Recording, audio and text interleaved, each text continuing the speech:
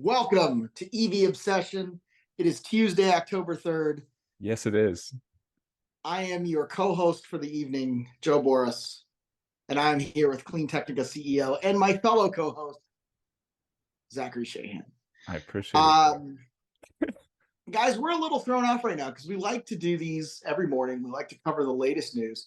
And literally, as we were turning this on, Ford announced the new F-150 Lightning Flash model. And we've just been processing this, and we decided we're going to process it live with you. And it's an interesting car. It's $69,995, which they're claiming is under 70 grand, which I guess technically it is. You've got a 320-mile range. You've got Ford Blue Cruise, a 15-inch touchscreen. And this is really putting all of that tech, all of the tech features forward in kind of a new model, a new package rather than a new model. And, it's interesting. I think this is something that might do real well for Ford. Yeah. We're definitely blindsided by this, but it's good to get the hot take on the hot news. Very different design. No, it's exactly the same design as far as I can. Oh, are the hubcaps different? I'm not sure. It looks the same. Looks the same to me. But a new tech forward model is what they're saying about it. Available January 2024. Yeah, I don't know. Because it's just breaking as we were launching the stream here. We don't know much about what's different, but EPA range of 320 miles, quite good. $70,000 or under, so 69,990. Ridiculous. Bang & Olufsen sound. That's going to be great. I think this is really kind of. Does this guy come with the truck? This guy comes in the truck as a bonus, or this is Chief Operating Officer, COO Ford. Very important guy. Well, but here's what's interesting about this is starting in spring of 2024, when you'd get your F-150 Lightning Flash, it will have access to Tesla superchargers. I think that's the most significant part of the announcement. Is it mentioned here? It is. Keep going down. Okay. Wow, that looks like you in the driver's seat, Joe. It does look like me in the driver's seat, except a lot taller. My head stops below the top of the headrest. It looks like a version of you that just totally went off the rails and off the grid. I was gonna say that's like a version of me that's a man. The version of you that we do not want to see. It's like, that's a dangerous Joe. He's really lost. Can you imagine if I was a foot taller? I was wrong. It's 69,995, not 69,990. No, if you show up with 69,990, they're gonna tell you to pound sand. Oh my gosh! I mean, get out of here, you! They have the balls to say under $70,000. I'm sorry, $5 less is not under $70,000. Just cut the extra words out there. Yeah, the destination fee is $2,400. Exactly. I mean, I don't really see what's. I'm trying to see what's different, and I don't really. I told you it's different. The Tesla supercharger. Yeah, but what about all the tech future stuff? That's just stuff that's in it. That's a package op. There you go. Oh wow, look at that. Pow. They put the Tesla logo right there. That is shocking to me. Could you imagine? Could you imagine Coca-Cola saying "Stop by any Pepsi store"? I mean, and get 10% off. What is this? No, I'm looking at it, I'm like, wow, they really did that. They did that. I'm like, and I was thinking immediately, well, if I was doing this, I would put a picture of it at a supercharger, but not prominently showing the Tesla name. I would put it at a supercharger and just leave it and just not say anything. I'm a little shocked. This is Herbert Dice was total Tesla fanboy. Jim Farley, you sort of feel like he's inching in that direction. This is. I put this on LinkedIn this morning. There was a dealer network, DEP, Dealer Electronic Processes newsletter that came out this morning, talking about this Ford NACS and GM NACS, and I say the same thing every time. I can't imagine how absolutely livid and just seeing red lizard brain angry monkey rage I would feel if I was a Ford dealer who was forced to put in charging last year for Blue Oval certification, and I spent $500,000 on CCS Oh chargers my. just for Jim Farley to decide he wants to switch to Tesla because his daughter wanted to stop at the Tesla chargers on their summer road trip. I would Just lose my because they wanted door. electricity, like, oh my. I would, you know what though? Like honestly, But no, and that's a serious. I mean, that could seriously piss off some people, huh? I'd sue them. I really Yeah. would. And Yeah. I'm not calling for like the Ford dealers to sue for because that's nonsense. You No. will lose that battle 100 times out of 50. But like that is like the audacity of Ford. And it goes back to this idea that the OEMs have truly become hostile to their dealers, especially Ford. Mm. Ford lost a lot of sales because of the way that the dealers were marking up vehicles during the pandemic, Well, because of the way they were yeah. playing games with people. They were selling your pre-ordered vehicle out from underneath you. And they have to do something. And I think Ford is the certainly the loudest voice saying we're going to go to an all online sales model. But look at who else is doing that. Volvo's doing that. BMW M is doing that. Porsche individual, or I'm Oh, sorry, come on, BMW that's what individual. customers want. So That's what customers want. Exactly right. Especially the millennials. They don't want to go in and talk to anybody. They hell want to do no. everything online and just have it picked up or delivered. $10,000 more to just not talk to someone. Um, Funny thing, as a website, That's right. someone who's managed websites for a long time, and I'm sure you will find this funny as well. Ah! If you scroll up a little bit here, there's a different Ford charging picture that was like originally there or something, because if you go down it's not there, if you go up it's Yeah. not there. It's like it got hidden by the Tesla. Like the Tesla one covered it, but there's a little glitch where when you get to a certain part of the page it still shows the old Ford charger image.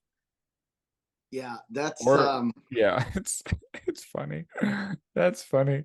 That just shows a lot. they really are making this up as they go along. Yeah, they're making it as they go along. They're squeezing it in. Everything's like rushed and like just get that Tesla picture on there. And maybe they don't even want that prominent Tesla logo, but the website design guy is like, yeah, let's put this here. This is the picture. Boom. Fits No, you nicely. know why they have that? Because they don't have a truck with the NACS connector in it.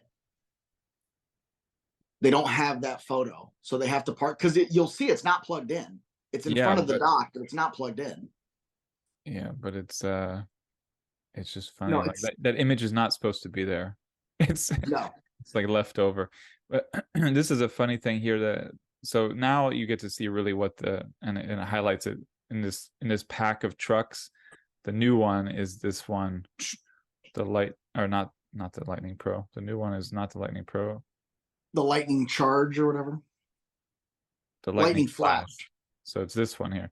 But it lets you see all the options very well here. So you got the $50,000 Lightning Pro, which is like the bare bones You commercial. don't need like a business license. It's available Okay, as like a so it's commercial work truck. Yeah. okay. But you know, you Mostly talk about commercial. it being bare bones. It still has a touchscreen. Oh It still has yeah, power windows and locks and cruise and audio. no, It's not like, you know, in 2008 during the last financial crisis, I bought a Ram 1500 pickup, and that was bare bones. That was a work truck with roll up and down windows, a manual transmission, vinyl floors, no. no audio at all. That was a great car. I This would be love top that of the car. line a few years ago, or at least like Oh, several years ago. I mean, 100%. yeah. So you got that You one want to for have a hot 55. take? You got the We should Lightning have a hot take XST. on this.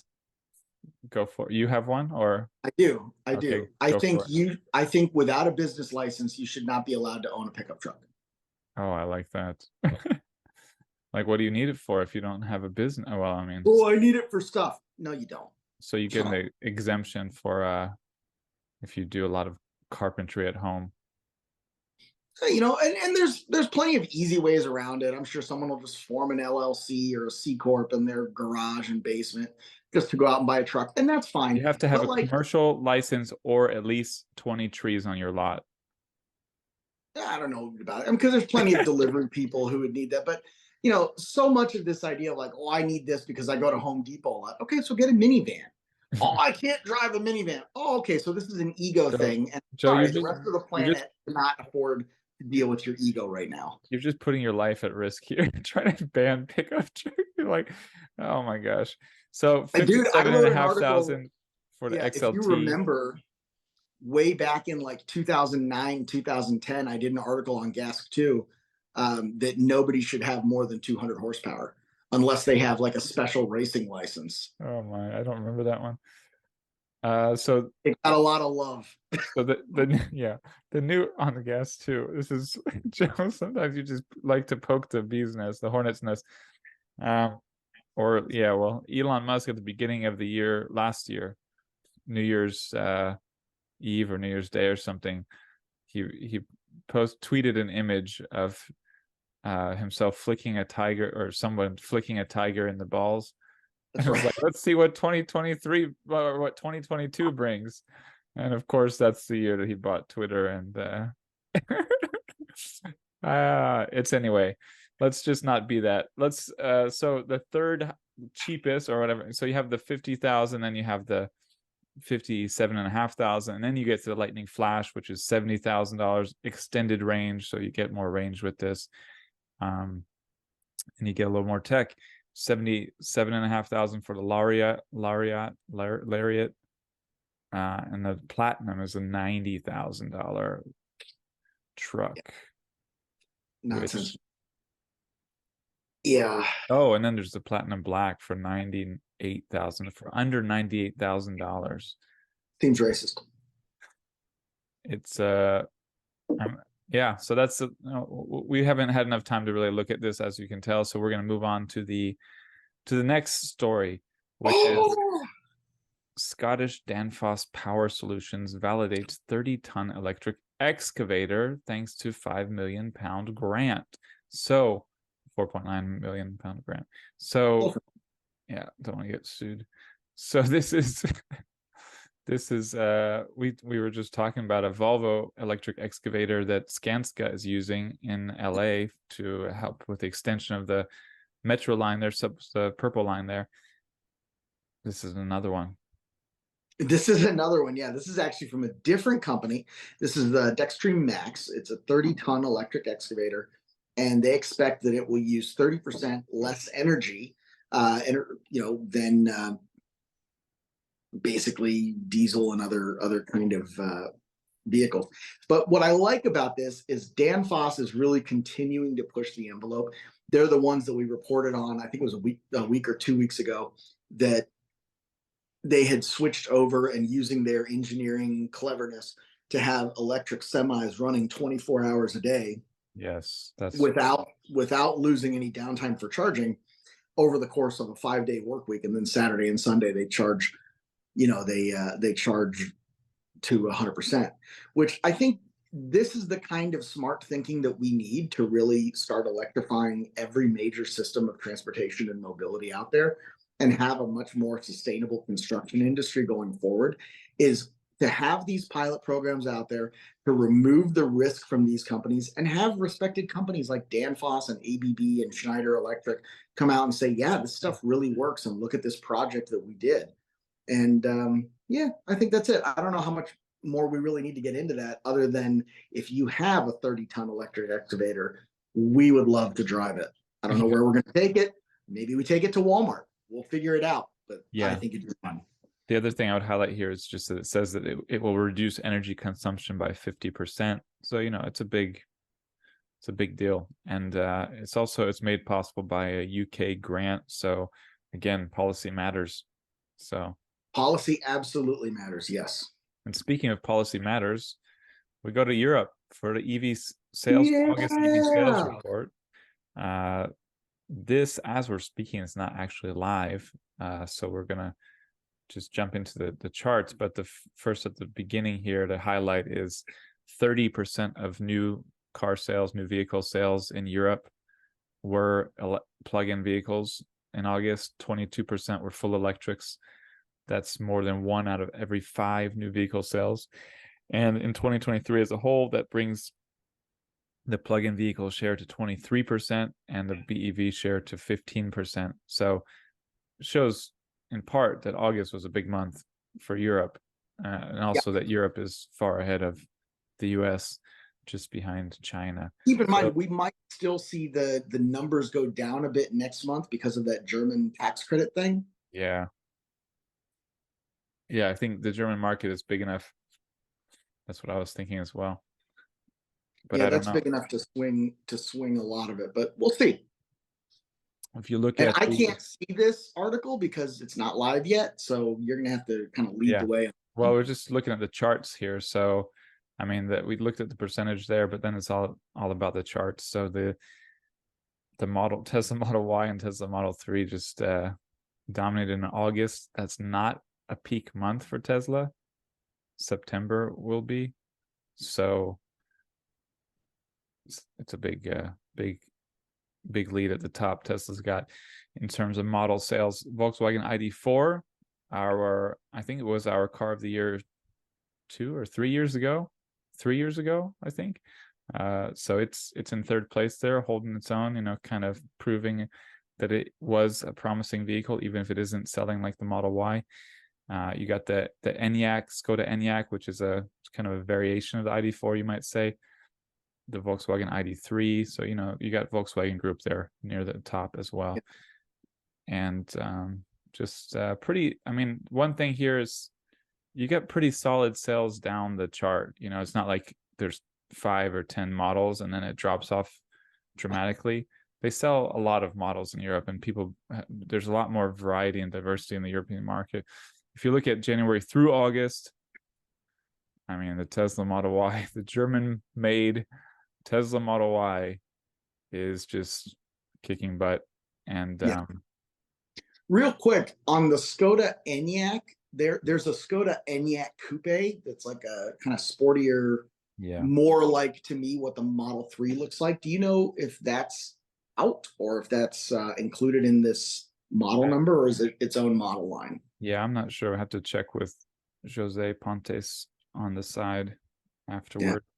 Because I think that would be a hot car for VW to bring to the US as a real Polestar 2 Model 3 type competitor. Yeah, and the ENIAC has been super popular, but since it arrived, it was more popular than the ID4 and ID3 for a while. It's just a great value for the money. Well, it just looks a lot better. To me, to my eye, it looks a lot better than the ID3 or ID4.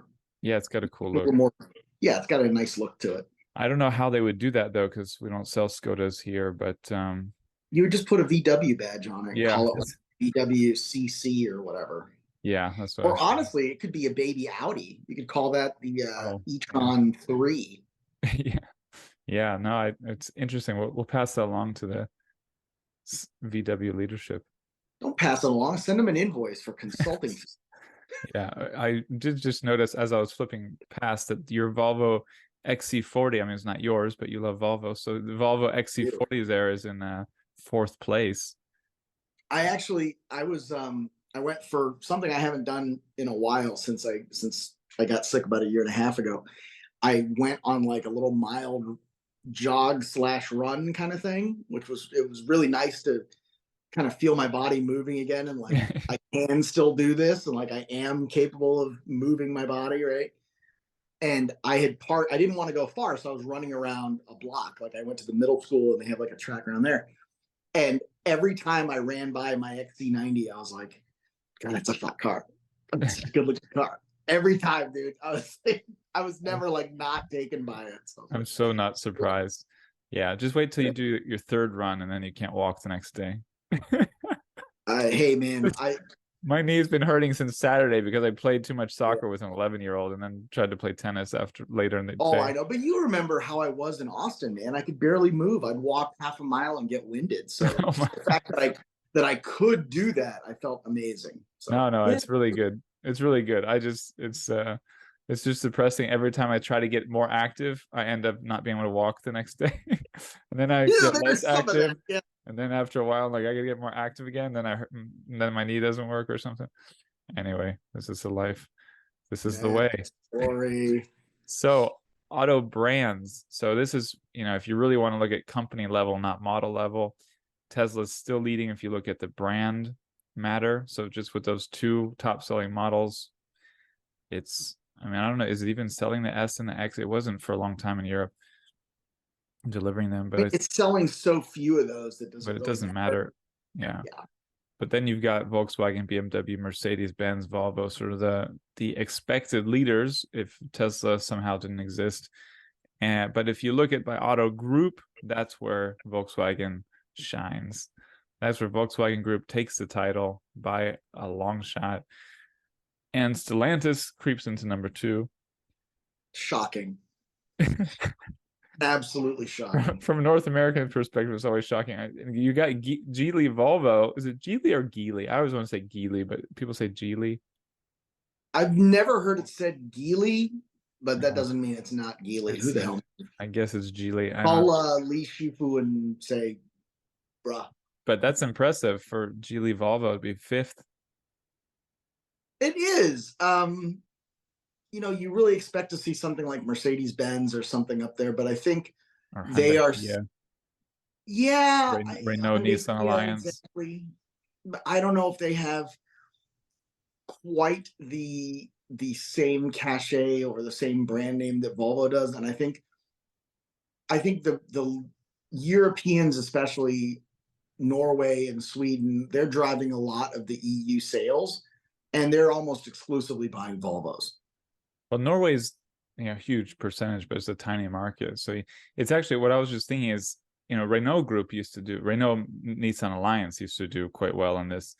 And what I was thinking as you were starting to talk about it was just how much the German market has grown up and how much bigger the German EV market is now. It's very reflected here in this European ranking. So you get Germany, Netherlands is also a pretty big market. France is a pretty big market. Norway and Sweden have very high EV market share, but they're not the biggest markets. No, but they're driving that. They're Volvos. Influencing it for sure. Yeah. But I think what it's come down to now is the German auto market is the biggest influencer. I mean, it's the biggest EV market in Europe, so that's not going to change now that it's finally got there. So it's driving a lot of this European trends. So as you said early on, we're probably going to see a weaker September. Yeah, I think we're going to see a weaker so. And I think, but Sweden is a really good segue if you want to jump ahead to a later story. I think when student loans kick back in, we're going to see a much weaker September and October, or rather October and November, in the US. Yeah, well, we got two that go well after that European one. And there's that one. So we'll just quickly cover Sweden, which is a small market, but it's 63% plug-in vehicle share in September, 55% for the year. That's just like, wow, they're getting like, they're right behind. I mean, not right behind Norway. Norway's at like 90%, but they've crossed the 50% marker. And it's just it's great, exciting to see another market so big. Yeah, I mean, if you look just at BEVs, of course, it's lower, but 44.4% BEV market share. That's huge. That's huge. So again, it's a smaller market, but because of how big the EV market share is, it does matter. And in September, the Model Y more than doubled the sale of number 2 Volkswagen ID4. I find it a little surprising. I mean, all auto buyers are a bit nationalist. I mean, all auto markets are a bit nationalistic, a bit, they support their home players. But Tesla's just come in and swooped in, and the Model Y just sells so well everywhere. Which, if it's surprising to me, it must be really surprising to you, Joe, because you don't even like it. I mean, I love the vehicle, but I still find it surprising. Yeah, it is surprising. I'll be honest. It doesn't do anything for me. I think it's weird looking. I don't like the interior, but keep in mind, it may be the top selling BEV, but it's still, if you look at the overall market, Oh, and in Only like Sweden, it's the number one. It's got to be the number one best-selling vehicle in Sweden. 100%. And it may be the number one best-selling vehicle in the US, but you're talking about a market with 250 distinct models of vehicle. Oh, Like, yes. that might be the most popular one, but it's still a minority. It's not like 2 out of every 3 new vehicles sold are Teslas. Yeah. That's how the auto market works. It should be noted That here. is how There's you're so savage. And when you're just dismissing, like, yeah, that's how the auto market works. Great job understanding numbers, Joe. no, it's a good point. I just thought I had a quick line that popped into my head. But it's also notable here that on this chart, those 3 white slanted lines on the bar are telling us that the bar doesn't fit. Yeah, it's It way out there. should be much longer, but then the chart is hard to be useful or hard to read. But yeah, I personally like to just extend it, just show the full scale of the difference, but I understand the point here. The ID4 Volvo doing well in Sweden, of course. XC40 is third. The Skoda Enyaq, which we talked about. The BYD Atto 3 is up to fifth. Ooh, the Chinese are coming, and that's why Europe is trying to block them out. Yeah. They're like, well, we're a little late to block out Tesla, but man, if we could just block out these Chinese brands. Well, but the Teslas predominantly, as I understand it, a lot of the Teslas sold in Europe are made in Europe. So I think you would suddenly have a little bit of a different political take on the BYD and the Chinese brands if they were starting to build them in Europe. You do have the BYD Atto 3 up to 4 in the trailing 12 months chart. So BYD is really climbing in Sweden. But should we do it automakers loan thing or the German e-bike thing next? To me, I think because we're talking about Europe, so I think we talk about the e-bikes. Yeah, this is huge. If you remember yesterday, we were talking about Volkswagen canceling plans to build out their kind of more vertically integrated Tesla-like Wolfsburg factory. It was about a 2 billion euro investment. And there has been a lot of talk, a lot of scuttlebutt, if you will, about the German car industry really suffering in this move towards electrification. But it's not just the electrification of cars that is affecting the German auto industry domestically. It's also the proliferation of electric bikes. And there's a recent article here, we're looking at it in the New York Times, but it has appeared in a couple of different outlets, something similar. E-bikes are not only outselling electric cars in Germany, they're outselling conventional bicycles. It's the first major market that we've seen this in. And what it effectively means is that people are taking shorter trips, and they're opting to take their shorter trips on 2 wheels instead of 4. And that is just tremendous news for everybody involved, because obviously we have lower energy use, we have less need for parking, we have more healthy environment to be in. And I don't just mean healthy in terms of cleaner air. I mean, the people themselves are going to be healthier because they're moving their bodies, even if they're not stressing their bodies and loading their muscles the way that they might have been on a conventional bicycle, on an acoustic bicycle. Yeah, well, they're still going to be moving. It's funny timing, because I just saw a post somewhere last night of like a normal like street biker guy, like the kind of bikers who get spandex on and they bike fast on the road. So he was talking about his switch to e-bikes and encouraging others to to get into the e-bike revolution. And to me, it was interesting because I see e-bikes as very appealing to those of us who don't bike like that. And I've always thought of like traditional like road bikers with spandex not liking the e-bikes because that's not what it's about, right? But it told me like, wow, it's even reaching these guys now. It's even and they're advocating for it. What does it mean that they're advocating for it? They're advocating for it, telling people, look, you can use this instead of a car.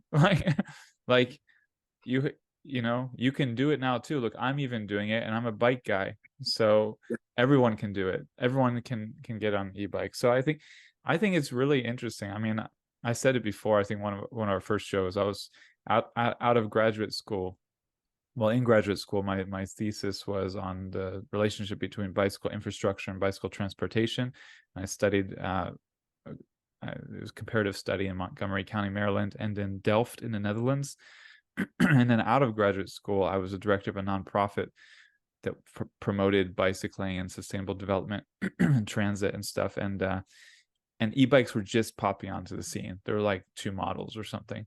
And one of the directors of the board of the nonprofit was like really like, oh, this is the future. Like, this is big. And you go to conferences and it was like e-bikes was a hot topic, but it was like, oh, that's interesting. But it was not like, I did not think it was going to be this big. Like I saw colored bike lanes and bike sharing as becoming huge, and they did. I did not think, I thought, oh yeah, that's interesting, that's useful, but like, how much does it really move the needle? And now it's like, wow. And you see the stats. So 7.8 billion dollars last year was the German bike market, and almost half of that was e-bikes. And this year they're projecting that more than half, as you said, will be e-bikes. 4.6% annual growth of the European bike market in the next five years. It's just big. I mean, we advocate switching to electric cars, but that doesn't compare to switching to electric bikes if you can do that. No, if you can switch someone, and I would even say this, if you have an internal combustion car in your garage right now, and you want to do better for the planet, you are going to do a lot more by replacing, and this is not true for everybody, but I think for a lot of people who live in urbanized areas and suburbs, you're going to do a lot more in terms of carbon reduction and emissions reduction and improving your community by biking on trips that are less than 5 miles than you would trading in your internal combustion car, buying an electric vehicle, and still taking a 4,000 or 5,000 pound vehicle on all these short trips. Because it doesn't matter, it's still energy being burned, and energy that we don't need to produce.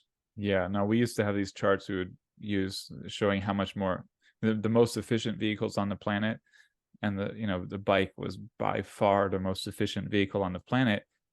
And the e-bike, I don't know, I haven't looked at these, but it might even beat the bike, because with a bike you're burning calories. You're burning energy. With the e-bike, yeah, but you still, I don't know about that, because you got to get the lithium and the cobalt and everything out of the ground. But you can go so far so efficiently using so little energy.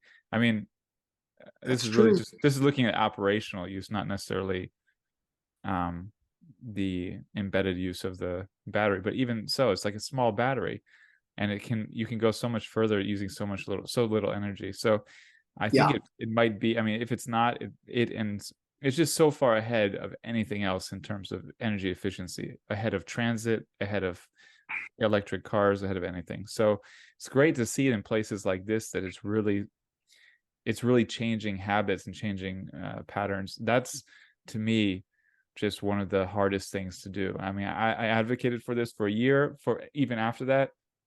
And one reason I became such a big electric car proponent was because I know people won't change their habits, their patterns, their transportation patterns easily at all. Even like when it was so easy and you had like 5 benefits to doing so, people were like, yeah, but I'm just lazy and I could drive.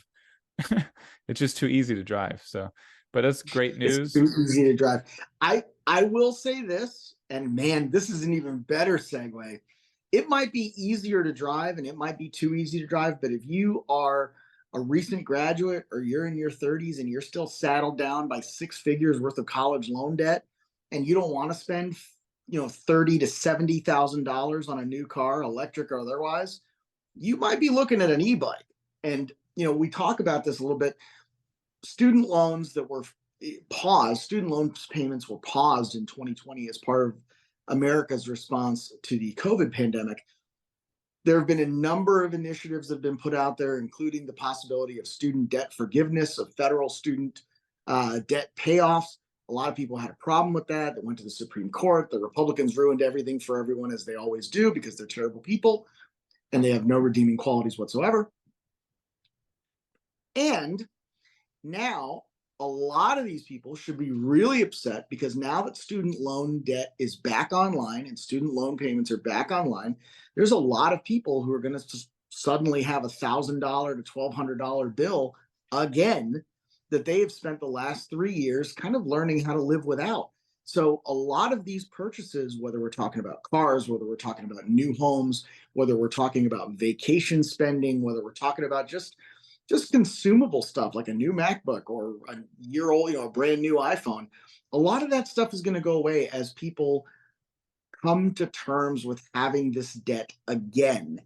And whether it's a $300 a month student loan payment or a $1,500 a month student loan payment, I think a lot of people are going to be a little bit rattled for a little while, and they're not going to step out and make that big purchase the way that they might have a year ago or 2 years ago.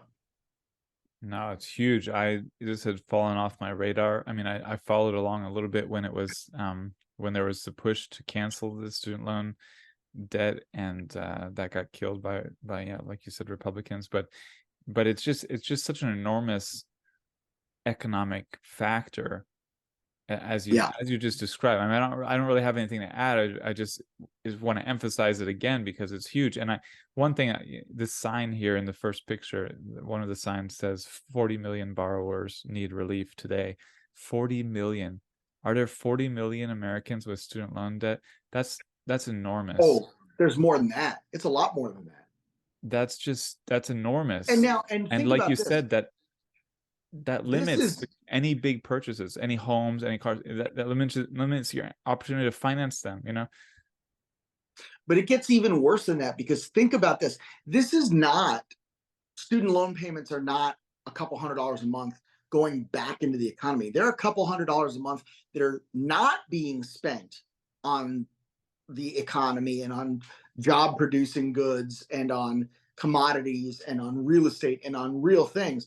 This is 100% money that is leaving the hands of individuals and going into the pockets of 2 or 3 banks. Well, it's funny. Is absolutely freaking appalling that universities can have endowments of hundreds of millions, if not billions of dollars, like some of the Ivies have, and we still have student debt in this country. There's absolutely no reason for it.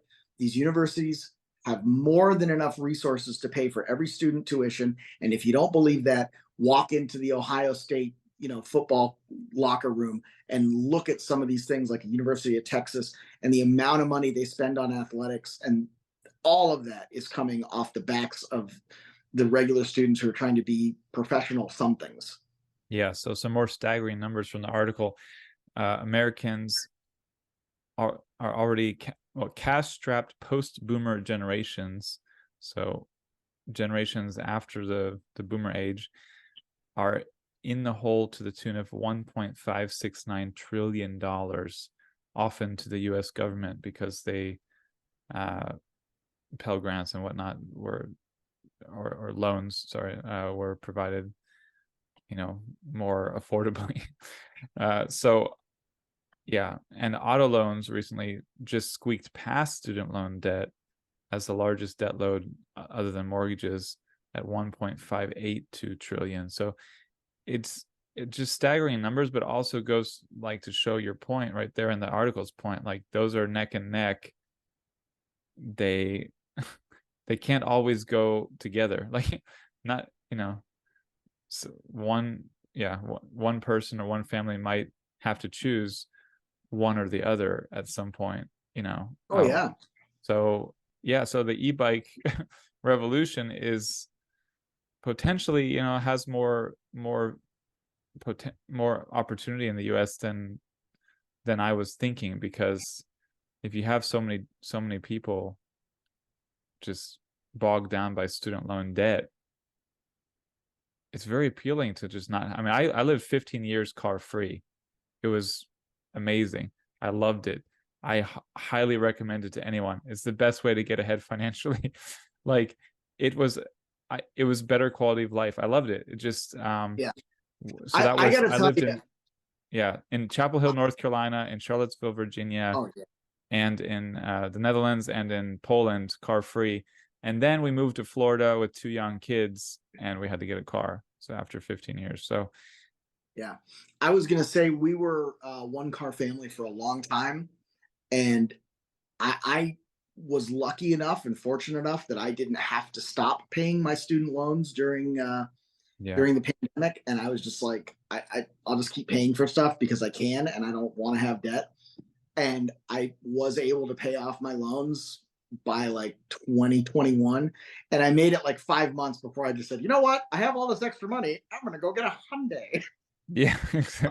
Yeah, but that goes to show. Maybe 5 months. But that shows you, without the student loan debt, more people would buy cars, buy houses. Oh, 100%, This because you is can afford it. a big drag on the U.S. economy. Yeah, no, I paid off mine, and I attributed it to being car free for a long time. Like, if I hadn't been car free for several years, I wouldn't have been able to pay off those student loans early. And the longer, you know, you wait, it's like the more you're paying the interest and all that. So yeah, it's a big deal, and I think automakers should be freaking out, as Jalopnik writes about this potential big. I mean, it could be a huge hit to the auto market in the coming couple of years.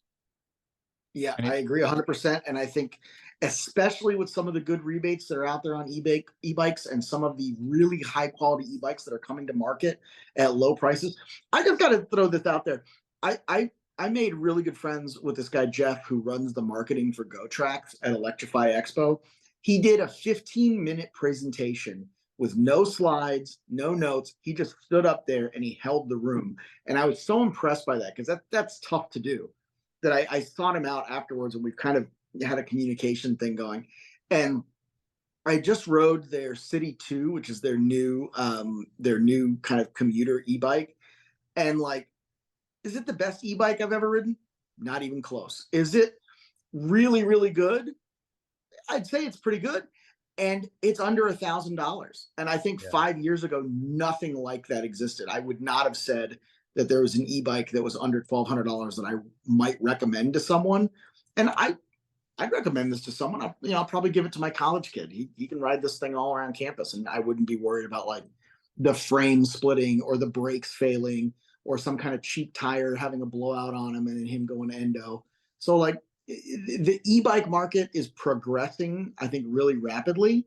The rebates are putting these things that are high quality under $1,000.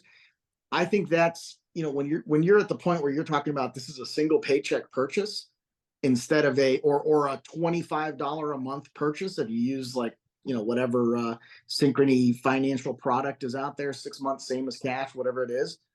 I think it's going to be really tough to beat that, especially when you combine it with, vehicle rental apps like Zipcar or Turo when you need to get around. Yeah. It's tough. Yeah, I relied on Zipcar when I first went car free in Chapel Hill. There was Zipcar was there. It was the sort of early days of Zipcar, and yeah, it was a huge.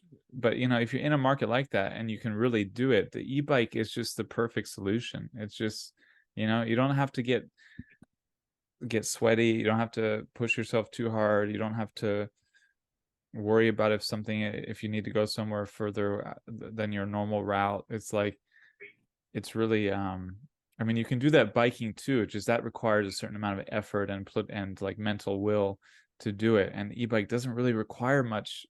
There's not much will required. Require the mental will. Yeah, you're right. I mean, I love an e-bike with the throttle where I don't even have to pedal, because then I'm like, I'm on a scooter or I'm on a motorcycle. That's what I feel like, Yeah, and absolutely. you can do that with some, or others you just barely have to put an effort. Or you can push yourself and you can get the exercise you need. So there's a lot of great reasons for it. And just, it's a better city, better, quieter, less noise pollution, and less pollution, and less busyness. So it's just all around a great thing. So we do have some cars to talk about, though. So VinFast has a new compact SUV, the VF6. It's designed for the Vietnamese market, so don't expect it to come to the US right away, or maybe ever. But it is really compelling. Like, I think it's a really good looking little SUV. Like, this could be VinFast's big seller. Yeah, I'm trying to get different pictures of it, because honestly, that front 3/4 doesn't tell me a whole lot. Oh yeah. And even looking at it in other photos. Like I need to see it next to people because I have no sense of I how feel big like this. I feel like it's like Hyundai Kona. Yeah, it's a small vehicle. I don't think it's quite big enough. That's why I don't think it would I'm go look. to the US. Yeah, it's not quite big enough. I think this would be a really good option against like the Hyundai Kona, or eventually they're gonna have the Chevy Trax or a little Buick Encore or something. And I It think could it, be a it might. big seller in Asian markets, in other Yeah, markets where they have this would be a big horsepower. seller in Europe, I think, where car size is not so tied to like some weird sense of masculinity or something. Yeah, they probably Um, need to block Vietnamese car makers though, like they're doing with Chinese. I mean, are they going to yeah, go that route with VinFast too? I don't know. I mean, I think not, but it's such a strange thing, right? Because we had a century more or less of like this idea that American products could go anywhere across the world, and like in Europe too. I mean, Europe too. the And European automakers rely on the Chinese market. yeah, I think they do. So yeah, that's a great point where they rely on the Chinese market to maintain profitability and growth. Because again, it's a little crazy that we live in a world where if a company is not growing quarter over quarter, we consider it to be a failing company. I know it's weird. I It's don't really get that. weird. It is weird because yeah, all of a sudden it's not worth investing in and all this stuff. I don't like that. I like if No. a company is Well, yeah, financially sustainable and doing a lot, like that's a successful company. it is. But we have, and not to get way off subject, but this is what capitalism is, right? It's the ideology of a cancer cell, growth for the sake of growth. Yep. Yeah. So next. So let's next, please. Another beautiful smallish SUV. This one from It's okay. NIO, the EC6. Man, I'm not gonna lie. If this car was on the US market, it would be one of my top options. It might be the number one. Really? I like it. I like it a It lot. okay. And I love NIO's what they do inside. I like Xpeng slightly more, but Yeah. I've liked NIO more and more over the past couple of years. It's really grown on me. I love it. I mean, I think they do. I think NIO and does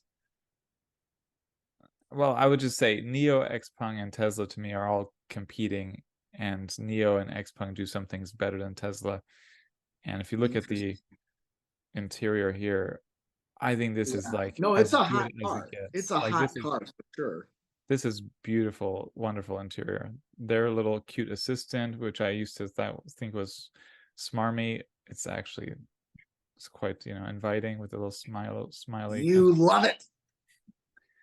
It's really So good. that's a good question. If you could have an EV, any EV currently for sale in any market, and it just appears in your driveway, no questions asked, which one would you pick? You have to pay for it, but like you don't have to pay a bajillion dollars, right? Because obviously you just say, I'm going to get the Ferrari, whatever, and then sell it. But like we're not doing that. You have to live with this thing. Well, I don't speculate too much outside of reality, so I can't say, but I would say it would be probably an Xpeng or a NIO. Yeah, I like the Zeekr 001. Oh, that is yeah. There's the Zeekrs are nice. Yeah, So slick, dude. yeah. Like I don't know if it's ever going to come to the This is US, what but it like, felt like to be a non-American 100 years ago. It's like, oh, I would love yeah. to be in I the wish I US. could get a Model T, but I'm stuck with this weird Amish buggy thing. And I don't even know who the Amish are. This is a funny Yeah. picture with the motorcycles on the back. That is a weird picture. Cause like What? it's it's very strange. What, Why as are a the marketing guy, motorcycles what so is that far telling? apart? What is that telling you? Like, what is that telling the customer? What it's telling me is that this is a car for people who have like outdoor, sporty, fun interests. Like they really want to appeal to motorcycle people, but like people who they don't ride a motorcycle because they can't afford a car, which is a lot of Asia, but people who like buy Triumphs and Ducatis as luxury items, and they're trying to paint the NIO. They're trying to paint this vehicle as a luxury item and mover of those things. And I still like the Zeekr better. I mean, my thought was it's fun, like it's supposed to be all about fun and new tech. But then as you're talking, I was thinking too, yeah, a lot of these people, they start in these markets, start with motorcycles or scooters. Yep. And then maybe they're at the point like, oh, should we get a car? I don't know. I love my motorcycle. It's like, oh, look, you can have your motorcycle too. Just pull it on the back and then ride it wherever you want. But get a car from NIO now. Yeah. I just want to point out that, while we're sitting here getting excited about 320 miles of range on the F-150 Lightning, the Zeekr 2023 Zeekr has a 140 kilowatt hour battery and 640 miles of range. Wow. That's bonkers. That's like 1,000 kilometers plus. And we didn't even have the Zeekr on our story list today. So we have to highlight it more in the future. It really is such a hot car. I'm like, I'm totally sidetracked now just looking at pictures of it. And I'm like, I would take that over the Panamera. We have Not to do a Panamera. special the Panamera episode, too. best electric cars in the world, something like that. And go Yeah, I don't even know if it's any good. I just think it's pretty. Yeah, well, this small SUV, 0 to 60 in 4.4 seconds. So fast. It's got great brakes, great tech. It's got great everything. I mean, NIO. I mean, that's the thing with NIO and XPeng. They're losing money, but man, they're making some wonderful vehicles for a good deal. Like, I don't think people realize the deals they have available. No, they're bonkers. Yeah, they're bonkers. So, I mean, this starting price here, $55,000. Of course, Chinese currency. It's just, yeah, that could be anything depending on how they manipulate the exchange rate. That could be $40 by the time it gets here. Yeah, no, it's not. I don't know. We'll see. We're still waiting to see like when and how and if NIO and XPeng and BYD can break into the U.S. market. Very not market friendly conditions politically for Chinese companies these years. But yeah, I was trying to find. I don't see a range estimate here for it. It's gonna be 300 and something miles. But it's gonna be good. Yeah, it's gonna be plenty. It's a 75 kilowatt hour battery, so maybe not. Maybe about 200, 220. I love it. I don't know what's going on with the vents there. Like, what is that? It's just some. Yeah, I can't tell what's going on with those vents. And also like that tablet. Like, does it really stay there? It looks like it's on a treadmill. It's gonna slide off. the small tablet behind the wheel. I mean, it's similar to like the EQE has something similar where it looks like it's gonna fall over, but it lives. And what is? Oh, this is I don't know. We'll have to talk about this more as we learn more about it. And the last story of the day yes, you talk about it. I don't even know. So I love this. So this is an electrified. So Everrati, they take these old classic cars, Porsches, Mercedes-Benz, Ford GT40s, and they rebuild them, they restore them, and they turn them into electrified vehicles. And this is really interesting because they're not suggesting that this is a car. They're calling it a tender. This is being sold to people with yachts to put on their yacht. And so that when they get to where they're going, they get to, whatever African port or, anywhere in South America or Canada, there's a little crane that'll pull this thing out, put it on the pier, and they'll be able to drive it around on land. And it's like a yacht tender for the land. So they can go on some little offshore, onshore excursion, have, their nice champagne bottle picnic. And the whole thing is about how the frunk is now a picnic kit instead of an engine. Is it a picnic kit or a liquor kit? Yeah, no, it's both. It's both because it's like the front. So you've got your plates and your silverware and your wine glasses, champagne glasses, and then that front thing lifts out and it's an insulated cooler. Yeah, I figured. But the whole point of this is crazy to me. They're not even pretending that this is a practical car. They're saying this is something to put on your yacht and take with you. And that seems bonkers to me. No, I mean, looking But at I this don't kind of have thing, yacht money, so. yeah, no, looking at this kind of thing drives me nuts because I'm like, well, this is not realistic. I can't even imagine. Like, this is for a very small, tiny percentage of people, but it's still fun to look at, and it's interesting. I'm like, this kind of thing exists. uh, yeah. No, But then I it's just like, watched like the Murdoch not Murdoch mystery, the Murdoch, the trial of this. Oh, it's like the most popular thing on Netflix right now. The story of these extremely rich lawyer family, the Murdochs in South Carolina, where the father was convicted of killing his son and wife. It's, you don't know, it was top of the news cycle at different times over the past several years, but now they just came out with the CEO I work for is just a merciless slave driver. I don't have time for Netflix. well, they just came out with That's a not true. second. I'm just busy watching Sabrina. No, the second season just came out. It's just 3 episodes, but it's Okay, I'll check it it's out. I mean, you've got to know this story. It was top of the news several times in the past several years, but it's like, this is the kind of thing they would have.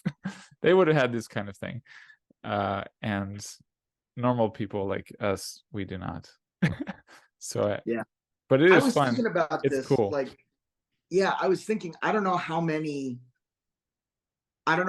people exist in the world that could swing on this. I'm sure there's enough, but for Everrati, if they can sell 10 of these, that's a success for them. Yeah, no, I mean, they should have 10 buyers easily, maybe 100. I don't know how many people can swing on this, but it is cool. It's very cool looking. All right, cheers. We'll see you tomorrow. And Hi, my name is Scott Cooney.